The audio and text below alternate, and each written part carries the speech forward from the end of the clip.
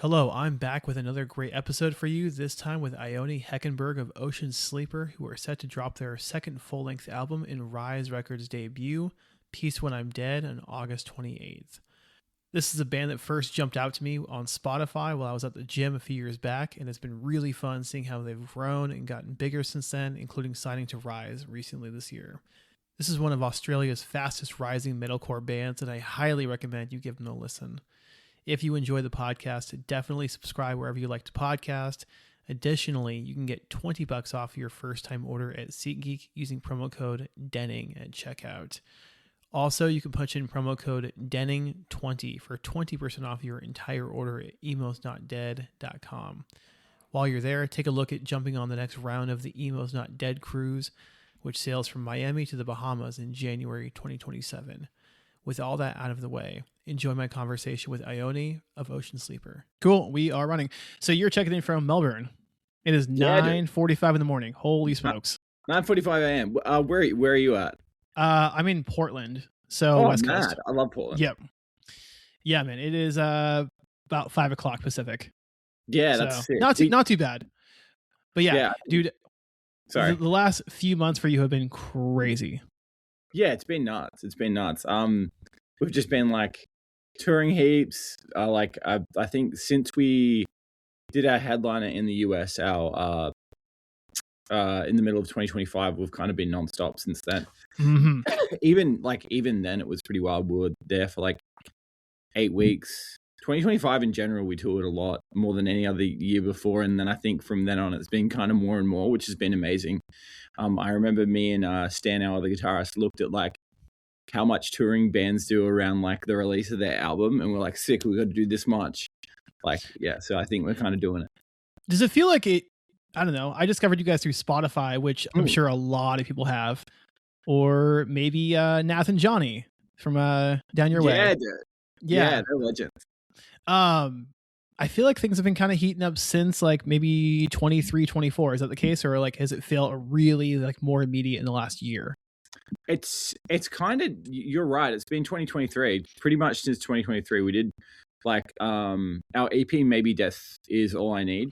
That EP was definitely a big step for us in regards to getting new fans and growing all over really, which was amazing because the EP before that we did a headline tour, and it was kind of one of those things where it's like it doesn't sell well, like none of the songs are hit. So we're like, all right, back to the drawing board. And then the next one just worked. Like I think we got 2 or 3 sold out Australian tours out of that EP, which is crazy.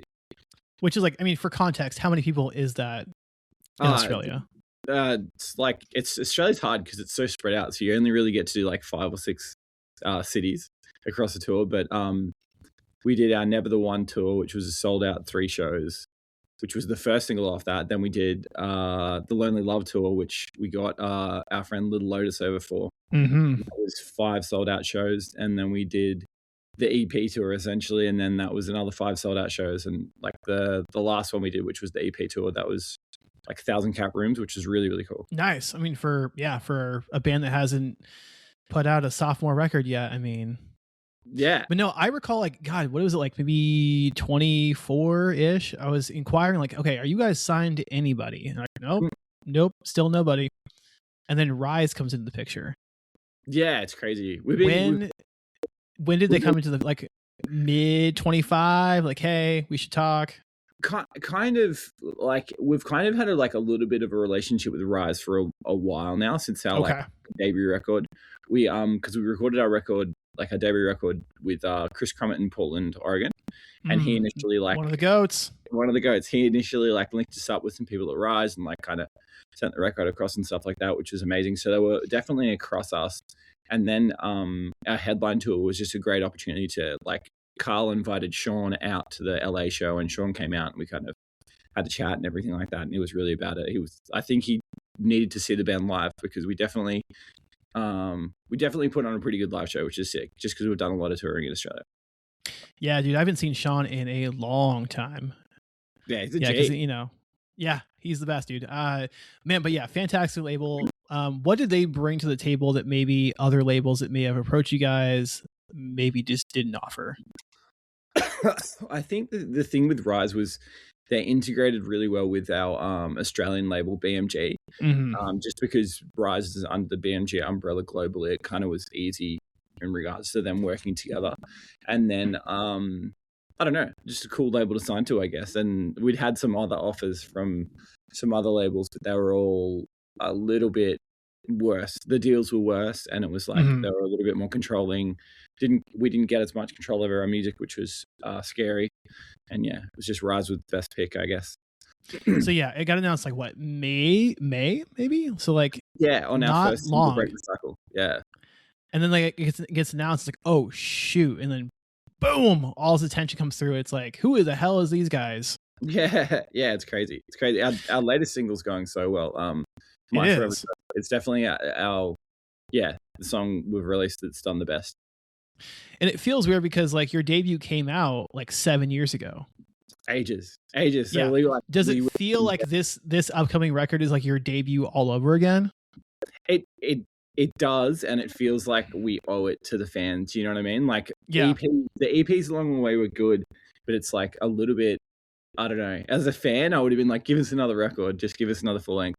So we sort of took that with us to this record and really made sure that every song was really good and there was no filler, and the whole record as a whole like stood on its own, each song, rather than having like 9 songs of actual songs and then 2 songs that are like interludes and stuff. Yeah, because I feel like the whole different fan base has come into the picture since the debut dropped, which is like it's wild. It's wild to think about. Yeah, it's nuts, man. Just like it's so interesting because there's a whole fan base out there that doesn't have any idea about our first EP and our first album, and they have just listened to us from the Maybe Death Is Feeling Nothing era now, and like they'll go back and discover it, and hopefully they'll dig it. But it's really, really cool. Yeah, I mean, gosh, it's the label debut in the second full length in your catalog. God, I mean, how you must be itching to have this drop already. Comes out in what, a few weeks? Yeah, a few weeks. Unfortunately, we had to bump back our release date, which was pretty bad, but it is what it is. We're doing a bunch of launch parties in Australia now to like leak it to a bunch of people before the release date, which would be pretty sick. But yeah, really just so keen to get it out. There's like so many songs on there that we're really proud of that we just need people to hear. Yeah, but Break the Cycle has been getting a lot of play on SiriusXM. What has that been crazy. Like? That is crazy. Like that's always been a dream for us to get like American radio play, I guess. And that song had been played heaps of times. I think it's been played like 70 something times on SiriusXM, which is so nuts. That's a lot. Like, what was it like for you to like hear like, hey, it's being played like right now? Oh, it just felt like it was all happening. yeah. So no, like, especially with the lyrical content of that song of feeling kind of like stuck and wanting to kind of break out of the Australian scene and go international, and then things are just kind of like, is it going to happen? Is it not going to happen? It kind of just clicked that way. Yeah, it was the perfect song. It was actually Sean Haydon's recommendation to do that as the first song for the cycle, and he was bang on. Yeah, love him. Yeah, but yeah, I mean, because you guys have been a band for how many years? Oh, we've been again for like 10 or 11 years now, so it's been a long time going. How many times in that timeline have you thought of like, you know what, maybe I just don't want to do this anymore and I want to do something else? Never really. Never for me. Like I've done, the only thing I've done full time ever is music. So being able to do Ocean Sleeper as well has been so chill. Like there's been times when I've been like, oh, I'm over it really early on, but it was mainly just because like, logistics get hard or like the monetary investment's hard. But since then, it is like you grind and grind and grind and grind and grind. It's like, okay, look, is this like all there is?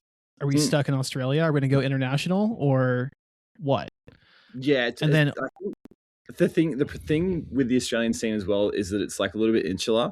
Like if you're not part of certain booking agent groups or put certain labels and stuff inside of Australia, it's hard to even break into the Australian touring circuit. So it's like to do that and then do well there, which we've kind of had to do a little bit on our own, like in regards to building a fan base or getting good tours and stuff like that. That's kind of just been like something that we've had to headline a lot for. And then because we've been through that, now it's like anything is kind of possible because we can just be like, all right, we're just going to do the same thing in the US or we'll do the same thing in Europe. fortunately for us, so far in Europe and the US, we've been getting more touring opportunities than we ever did in Australia, which is so funny. But yeah, I yeah, feel like you're probably better off though now because you've done things like so DIY up until a certain point. I'm like, sure, cool. yeah, Like, that's were you it. guys self-managed until like when? We were self-managed until our first record pretty much, and then we signed on with a management agency for our first record through to the start of the maybe death sort of cycle. So that was probably a good 4 or 5 years.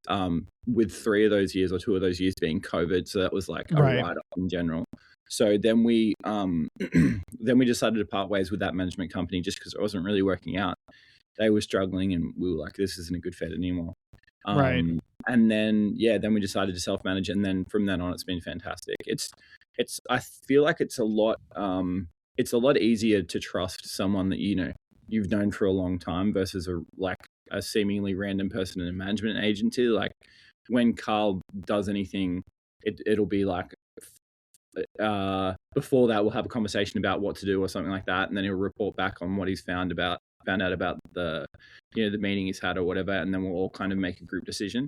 And it's really easy for that chain of command to be trusted as well. There's no like he doesn't have our best interests at heart, or he's doing it for a strange reason because he's in the band. Do you know what I mean? Yeah. So like his best interests are our best interests, so it's really easy to trust that. And he does a Yeah. I great mean, yeah, and I love that. I mean, because it's so difficult going from Australia into the States. yeah, yeah, I mean, it's tremendous. so expensive. Yeah, it's like I think our visas were like 20 something thousand. Oof. Yeah, which was crazy. And then flying over is expensive. And then for our headline tour we did there, we just spared no expense essentially. We flew over like our photographer and our sound guy with us because we wanted to take the whole team. Mhm. And then we got like a bandwagon, which was sick.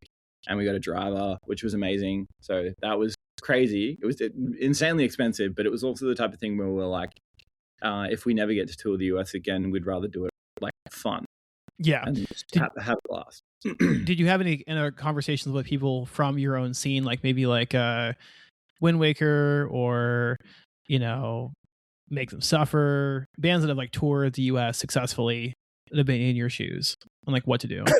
A couple, but not a heap. Like, Carl would have reached out to a bunch of different bands. There's Justice for the Damned is one. Bo back there. Yeah. Carl's super great friends with Bo back because he's a G, and then a few other bands we would have chatted to about. But the general consensus is like you should get a van. That's it. Like I think he spoke to Scotty from Alpha Wolf as well, and it was like a small van is the vibe, or a Cruise America RV, and we were Yeah.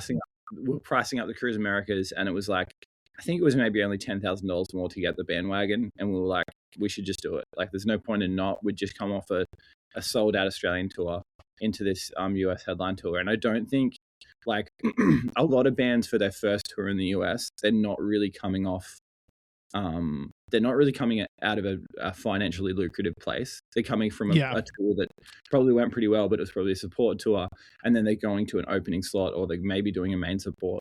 So they don't really have the finances there to be able to be like, all right, hell yeah, let's just splurge and run it up. Because for us, it was like, we just wanted to have the dream for like one tour. Yeah. No, I can only imagine them like coming over and then, going in the red and then, okay, how much in the red are we coming home with? Yeah. That was it. That was literally it. It was like, we've made X from the Australian tour, so we have X to spend. How do we make it not be the entire amount? Yeah. But, I mean, how bad was it coming back from that first US tour? I don't think it was too bad. I think it would have probably been like between 10 and 20 grand in the red, which isn't crazy. No, not too bad. But it's like, yeah, for us, it was fully worth it. It's like, it's funny because it's like, that's kind of the price of the visas almost that were in the red. It wasn't really I mean, plus like some of the rooms you were playing were really, really intimate settings. Yeah, exactly. Yeah. I mean, what if you weren't there, then you probably won't get that opportunity again. Yeah, that's it. And it's like, it's just so worth it. It's so worth it to connect with, new American fans like that and be able to do things like sit at merch all day chatting with everyone and doing the show and stuff like that. And then taking photos with everyone and signing a bunch of merch. Like I remember in I think it was North Carolina. After the show, we had like a line of like 60 people that wanted to get photos and for us to sign stuff, and it was just amazing to be able to, you know, come across the other side of the world and do that with fans. Nuts. Yeah, and those are going to be the same fans that'll follow you from tour to tour to tour. Yeah, Like, so crazy. And they're going to tell a friend, and they're going to tell a friend, and then, you know, it'll take some time, but you're going to look back and like, what the heck? We're playing to like 400 people now. Yeah, exactly. It'll be fun. It'll be fun to see us get to that place, because that's when it all like is easy as hell. Now, you did some self-production on this album in your own studio, and then you worked with John London and Kurt Martin as well. Yeah. What were some of the discussions like on with who to work with, who maybe it won't work out this time around, or? So it's funny because like the short list of writers we wanted to work with on the record, we didn't work with any of them, which is hilarious. We work with John Lundin because the Point North tour we did with them, he was just so easy to work, like so easy to do the tour with, and he's just a legend. And yeah, as soon as we clicked on that level, we're like, hell yeah, let's do some writing days with John in LA. And then initially we had another co-writer lined up instead of Kurt Martin, but he fell through, and then John organized Kurt Martin the day before, and then we just went and did a half day with Kurt and came out with My Forever Drug, which was amazing. But yeah, it was really, really funny because our shortlist was a bunch of other guys, and then a few of them were like astronomically expensive, and we were like, we're not going to spend $10,000 for one song, like that's never going to happen for us. But then we work with we're in Portland with Jeff Dunn, who does a bunch of stuff with Drew Falk. So we're like, Jeff will be rad to work with. Previously, we'd had Jeff mix and master and like online co-produced our EP two EPs ago, which was awesome. And then we were like, sick, let's do some stuff with Jeff in person, which was amazing because we love Portland. So that was sick. We spent 2 weeks there after our US headline tour, which is amazing. Like lyrically speaking, kind of it deals with a lot of heavy themes and kind of just internal struggle. Is that like pretty much the whole album all the way through? I actually haven't heard the whole thing yet, so. Yeah, it is. It pretty much is. It's doom and gloom the whole way. Okay, so when you're writing about that kind of stuff, are you also writing in mind of like, okay, how do I get over this situation that I'm like kind of in right now, or do you kind of leave it more ambiguous and vague? Usually more ambiguous and vague. Like it previously, like our first EP was like a lot of really hopeful songs and stuff like that. But like, I guess as we've progressed as lyricists, we've explored different avenues and stuff like that. This one definitely sort of ruminates on the negativity a little bit more, I think. Yeah. I mean, how difficult was that for you just writing? Was it more cathartic, or is it kind of like something else, or? Definitely more cathartic, I think. Yeah. And easy to connect with. When it's genuine stuff, it is so easy to write about. Like, what were some of the things you were kind of going through when writing this album? Heaps of stuff. Just life's roller coasters, and having like both.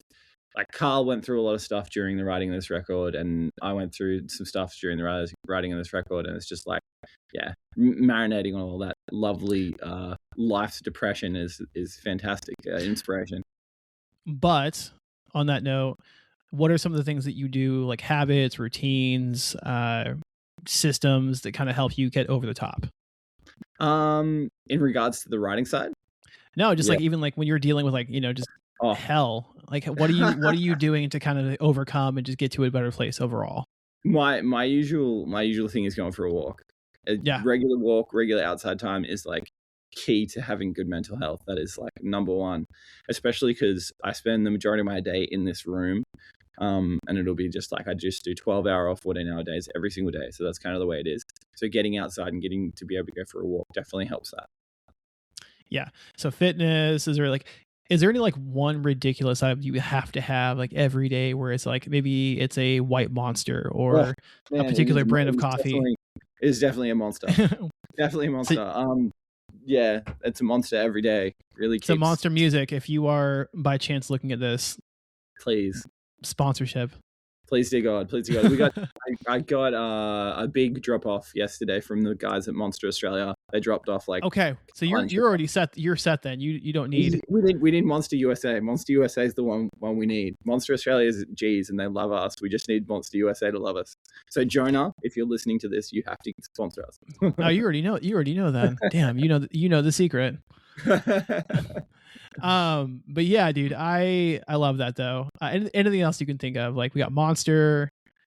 Staying hydrated, man. Like I'm always onto my partner about drinking water. Drinking water is like number one. If you don't drink enough water before you go to bed, you wake up with a headache. And if you don't drink enough water when you wake up, you end up with a headache. So drinking water is like prime. Do you try to like do any sort of like fitness routine when you're on the road or? Not really. When we did our US headliner, we had the luxury of turning up to a Planet Fitness every day. So we were training Okay, a lot, nice. going to the gym every single day, which was amazing. Like that was the best routine I personally have ever had in my life. Like we were eating really well, training really well, sleeping really well. For every other tour we've done, it's a little bit harder because the logistics are a little bit tougher. But yeah, going to the gym on tour is like amazing. It's a godsend. Like what surprised you about the US when you first came over? Oh geez. Heaps. Just how good every show was. That blew my mind. Even if it was like, 10 people or 20 people, it was like, oh, it was still an amazing show and still amazing fun. The venues there, how well they treat you is like mind-boggling. Like you'll turn up to a venue, there'll be a shower, there'll be a place to wash your clothes, they'll give you good catering, they'll give you buyout, like all these things that Australia does not have. Like Australia doesn't have that type of infrastructure. No, which is really crazy. Like our last Australian headliner, we did a 1,000-cap room in Melbourne, and I don't think they have showers there at all. Because it's not a thing. It's not how Australian bands tour.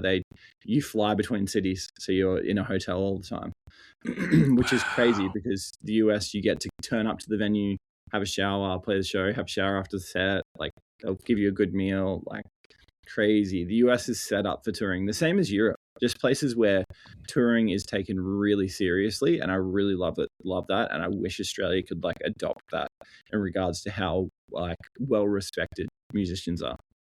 Now, is there any food here that you just like? What is this? I have to have this back home, or when I come back to the US, Taco like Bell.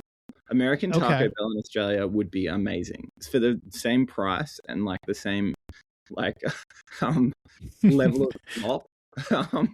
It would be amazing. I love Taco Bell in the US so much. The Australian version is pretty good, but it's just not the same. Yeah. How many times did you visit when you were over here? Oh, not enough. It would have been under 10 times, so not enough at all. That should be a daily. So again, you guys are a shoe-in for Feed the Beat. Is that still a thing? Feed the Beat? It is, but they only do American bands. No, that's a rule? Damn. It's a rule. Yeah, which is a bummer because that would be amazing. Yeah, I feel like there should be like an argument, like you guys do social content, like hey, bend the rules for us. Hit them up. Surely they got a gift card they can give us. Yeah, it's like how much money did they give you? It was like $500 in gift cards. Yeah. You could do that. That's easy. Because you're coming back in like what 2 months with Nevertell?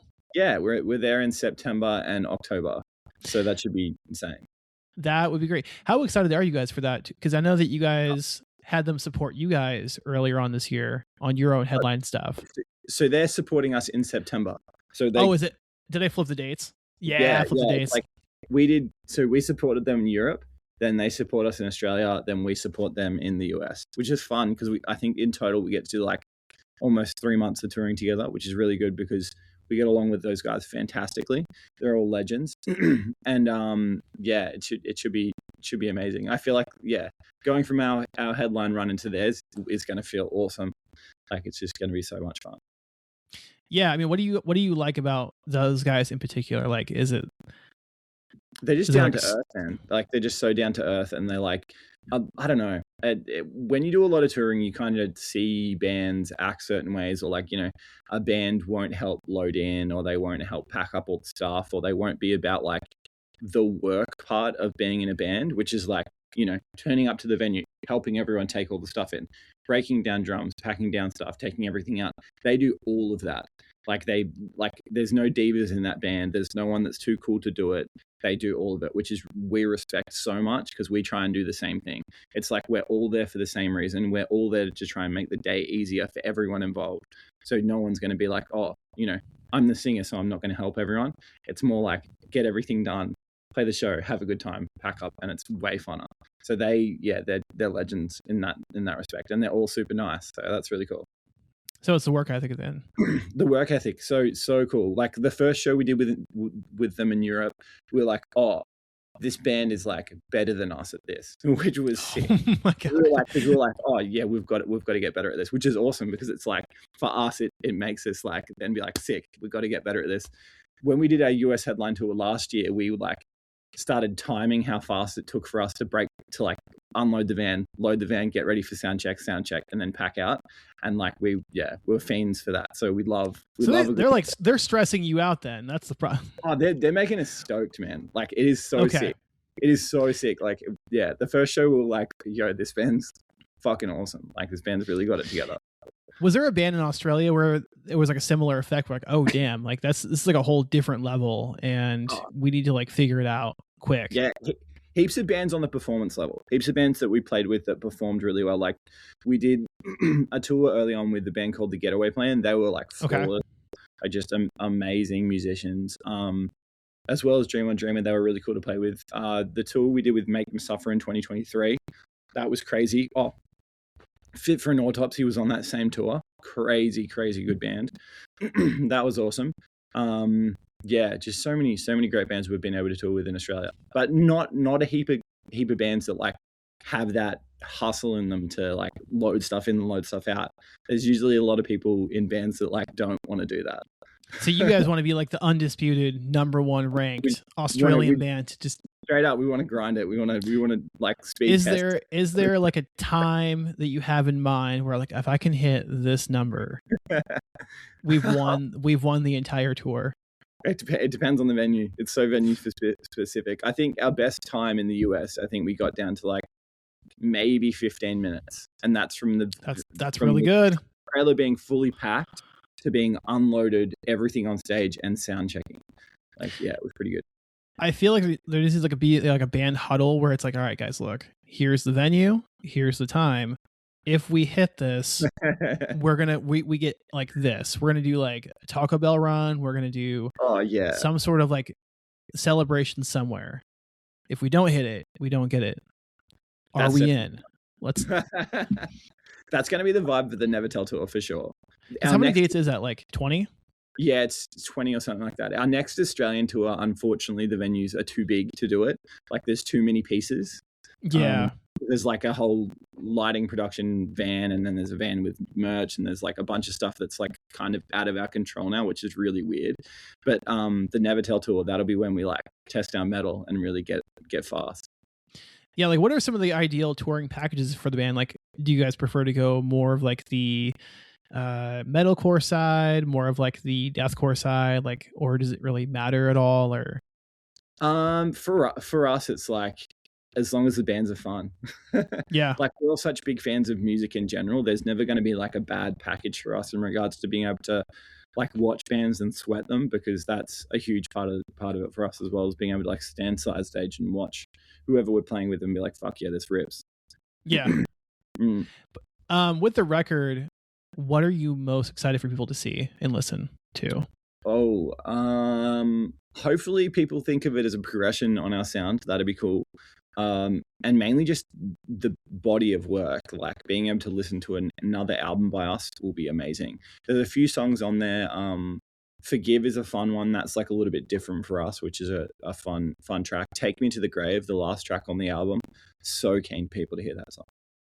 Yeah, because I mean, there's going to be a lot of people though that have no idea who you are, and this is going to be like their first introduction to the band.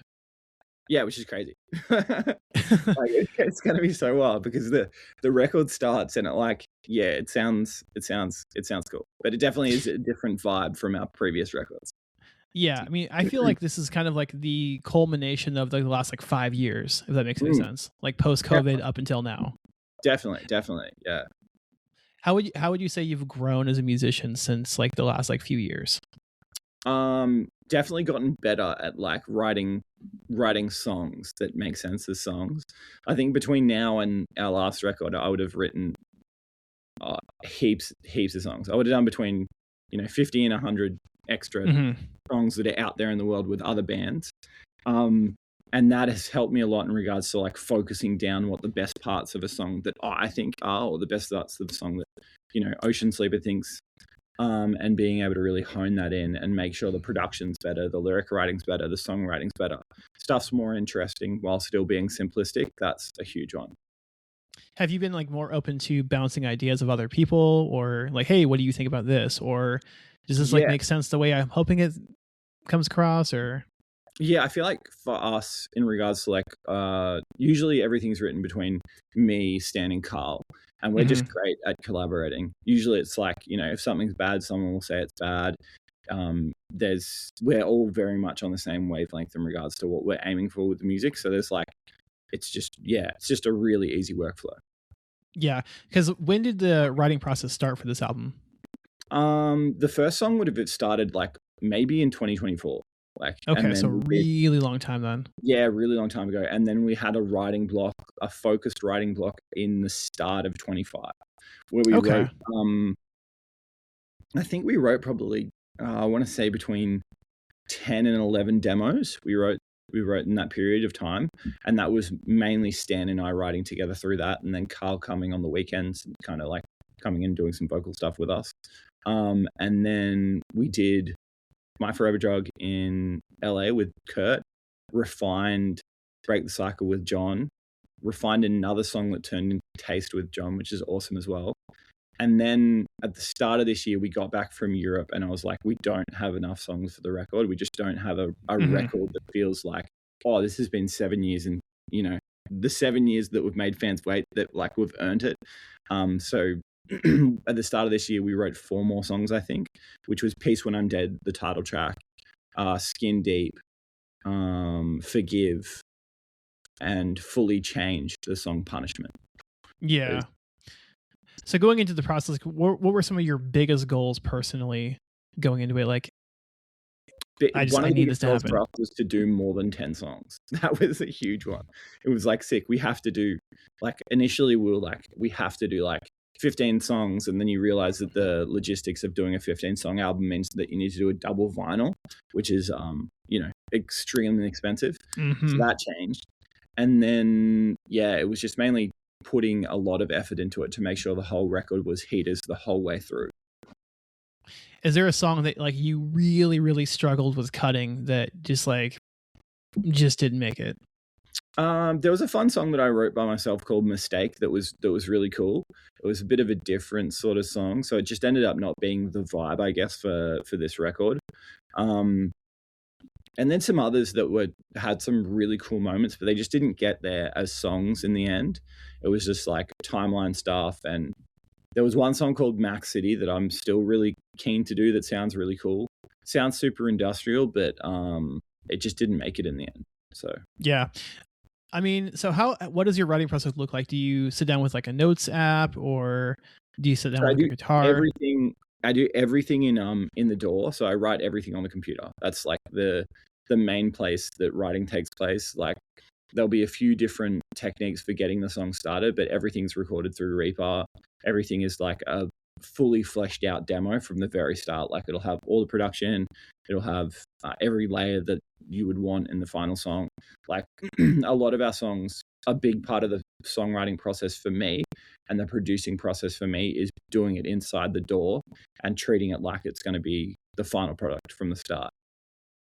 That sounds tough. I mean, honestly, I feel like that's like a lot of pressure right Yeah, off the it's not. gate. Like, It's really good. Like, I personally, I've become really good at throwing away stuff that sounds good. So, which is a oh, hard sort of thing to do when you kind of first approach it. yeah, You're like, oh no, I don't want to delete this thing, but then you realize you can write literally infinite other songs. Like, there's no stopping. that's so tough because I feel like it's like you have to give yourself permission to be bad. Like, just Yeah, get the thing out there first, then you can kind of fix it. Straight up, everyone that was great was shit at first. You know what I mean? Everyone that was great went through a period of writing terrible, terrible songs. It's like, even like with like anything creative, it's like you're outsourcing to another person with the idea of like, hey, just finish the project.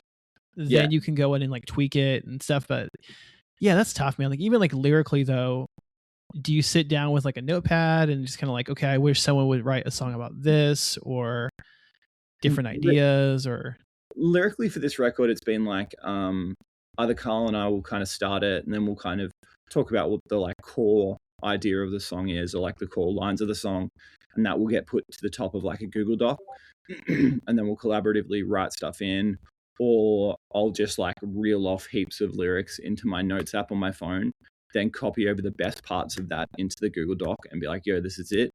Yeah, it's fun. It's really fun. It's approached a bunch of different ways, but it always ends up with being a Google Doc that, you know, will go over and make sure every line's good, all the rhymes make sense, nothing's getting repeated too much, all the phrasing is interesting. And yeah, it's been cool. An interesting one that we've done a lot on this record is like, I'll scat in the phrasing for like Carl's parts, and it'll just be like random sort of, you know, random noises or whatever, and then we'll go from there. Whereas previously we've just done it like just all screamed in with lyrics from the start, which is a little bit different. But yeah, it's been fun. I feel like it's been a faster workflow. Yeah, I mean, I'm curious, like, what are some of the lines or like lyrics on the album that you were like most excited about, or like, man, that was a really great line? Oh, that's hard. I know. I mean, dude, there's so much more I can ask about that. Like, it's the probably DNA of everything. The song "Take Me to the Grave," like I really like the verses in that song.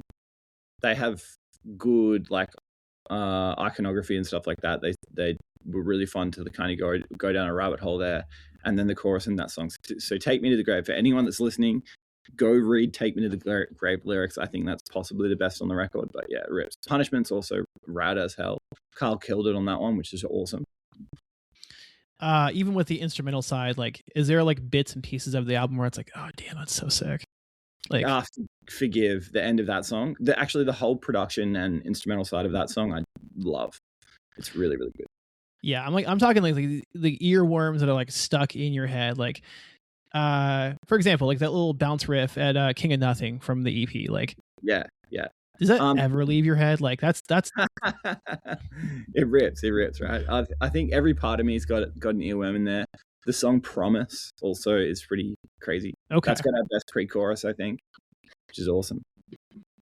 Yeah, I mean, I hopefully there's a ton where I'm like, man, I'm gonna go back and like, man, I wish I would have like said this instead, because that would imply there's like just a whole treasure trove of stuff to share.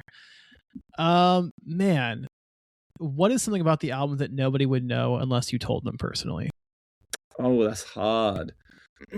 Oh, how long the album took. The album took a really long time. I think personally I would have spent like 3 or 4 months on the whole thing. Like really, really long time. It took like many, many writing blocks, and then recording it was super, super challenging. I think guitars took maybe 2 weeks. Took a really long time. But it was just like we had a very very strict standard. It was, you know, intentionally going in and being like, all right, this has to be the best thing that I've recorded guitars for ever, which is good and bad, because then you kind of don't really cut as many corners as you could, and you also have this you know, this weight on your shoulders of being like, maybe something's not good enough, and you're going through and doing like, you know, 1 million takes of something, and then you sift through takes and you're like, oh sick, I got on take number 3 anyway. So yeah, but for sure I feel like you guys maybe leveled up in that, you know, respect, where okay, now that this record is done, when you come back for another record, everything will be so much more seamless. Oh hell yeah. The next like, one, I definitely want to get Jeff Dunn on to engineer guitars at least, because that'll get me out of my head a little bit in regards to that's it. Okay, so I mean, do you already have like ideas just like you're chewing on for maybe the next record? No, nothing musically, just like concepts on how we'd do it better, or how we'd approach it. That's definitely what I'm going for. Yeah. Okay. Just like build out the team a little bit more, probably get Jeff in to do a little bit more hands-on engineering together. and maybe explore some other riders as well to see what's out there. From the first US tour that you guys did last summer, is there a story that comes to mind where like, man, I love sharing this story with all the boys back home? Oh yeah, my favorite story from that tour is actually turning up to a laundromat in, I think it was Cleveland, Ohio. And we turn up, there's a few different families there, and they're all like, in their mid-40s and stuff. And they're like, oh, why are you guys here? And we're like, oh, we're a band from Australia. We just like are over here touring. Literally every person in that laundromat then came to our show. It was sick. The owner of the laundromat came, 2 different families came. It was just so crazy and so like wholesome, because like they came with their full families. It was really, really cool. And it was a great show as well. So that's one of my favorite stories from the entire trip. Just so friendly. Like, so just such really, really nice, friendly people. And then for them you had no idea. Had no idea. idea.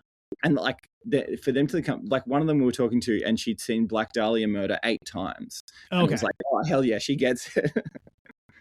But everyone else is like, I wasn't sure what I signed up for, but straight up. But they loved it. They had a great time. It was just a great, like the show was just such a fun energy thing, and it was like a packed room as well. So it was good that they came to a show that was like impressive.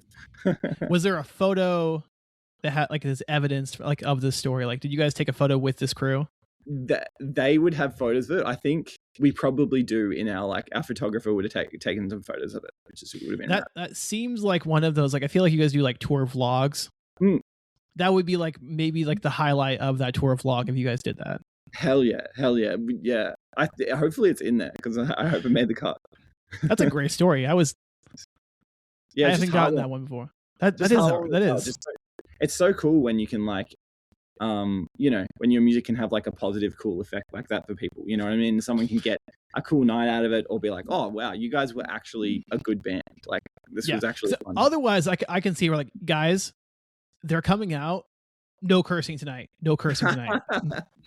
That was actually a thing at a couple of our shows where it was like, less cursing, because we're all great at not censoring ourselves when it comes to swearing.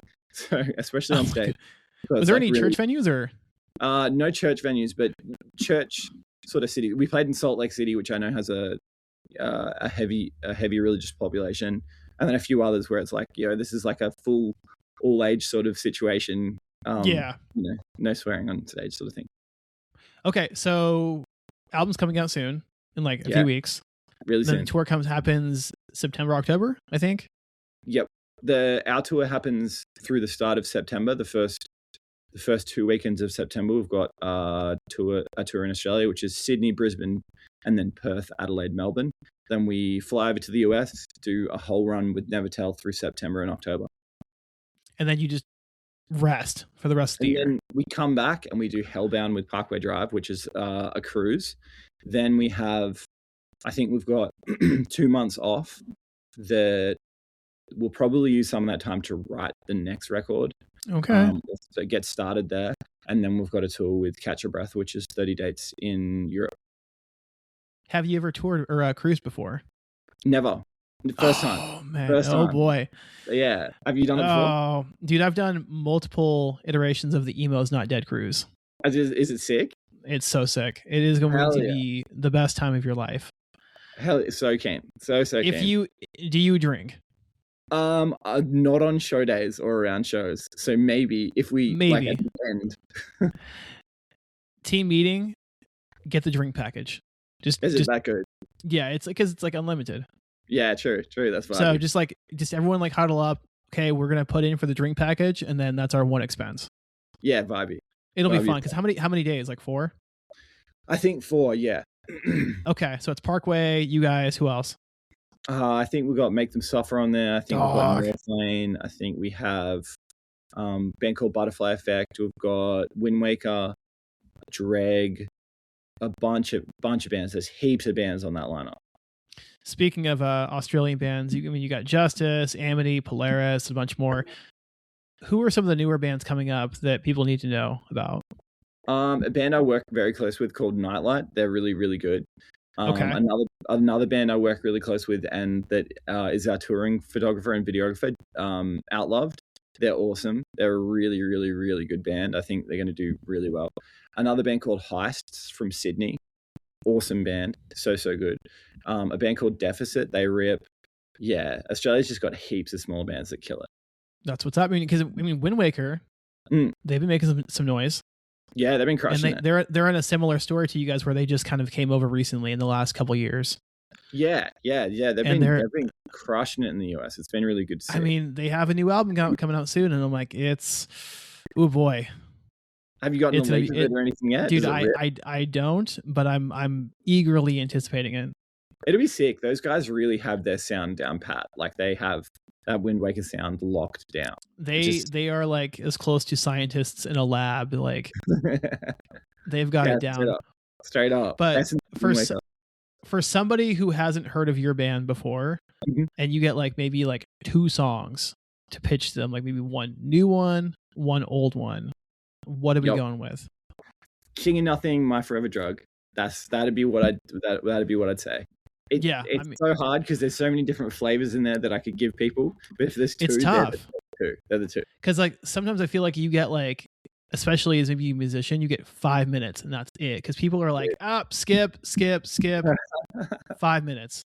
Yeah, straight up. So hopefully this tour just pops off. I mean, you guys, carry it on into next year, and then who knows, maybe you'll do another larger iteration of a headliner. Oh, would love to. We'd love to go back and do that exact same lap. Would be stoked. Same setup, same people, bigger rooms. Like instead of like the lounge, you're doing the venue. Exactly. Straight up. Bigger rooms would be amazing. Yeah, it's the best song ever. Dude, it was so much fun talking to you. Good luck on the record. Good luck on the tour. And yeah, Ocean Sleeper on the way up. Thanks so much for having me. Appreciate it.